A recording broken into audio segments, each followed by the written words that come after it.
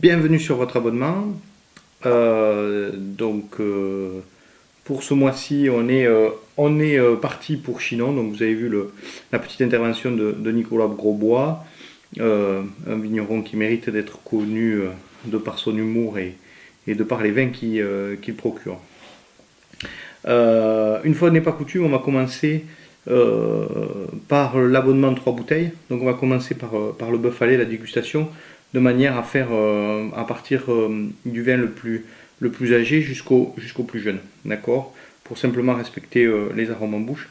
Donc on va commencer par le bœuf alé 2007, donc en Chinon. Je voulais faire une petite aparté, je ne sais pas si vous avez vu depuis le début de l'abonnement, mais je coupe les capsules juste en dessous de la bague. Alors, pour quelle raison? Alors, c'est de la sommellerie, on demande à couper juste en dessous de la bague. Pourquoi? C'est justement pour bien nettoyer le tour de la bague et éviter que le vin ne risque de se retrouver en contact avec les restants de la capsule qui peuvent parfois être en mauvais état de par le stockage ou autre. Voilà. Donc c'est la raison pour laquelle on coupe juste en dessous de la bague. Voilà.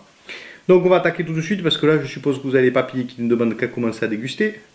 Donc le bœuf alé 2007.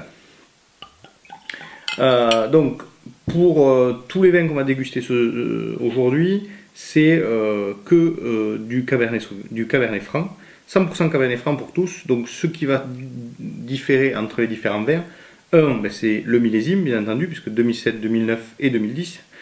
Mais aussi les parcelles, donc comme on l'a vu dans le petit film, Nicolas attache beaucoup d'importance à tout ce qui est parcelles et terroirs, parce qu'il y a des différences de terroirs en fonction de ces parcelles. Voilà.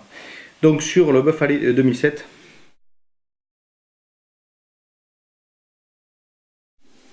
on a une limpidité incroyable sur ce vin et un très joli nez. On serait limite attiré sur un vin de Bourgogne. C'est vraiment très sympa. Voilà, c'est très fin au nez, des notes un peu cuir. Voilà, c'est des notes florales. Voilà, c'est vraiment très joli.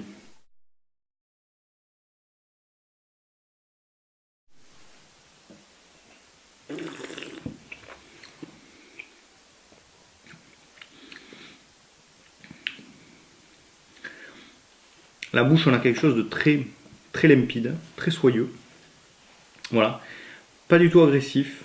Une très légère amertume en fin de bouche, mais juste ce qu'il faut pour se dire, ok, là-dessus, je m'attaque à un lapin chasseur, je vais me régaler les papilles. Voilà, quelque chose de simple, mais de complexe à la fois.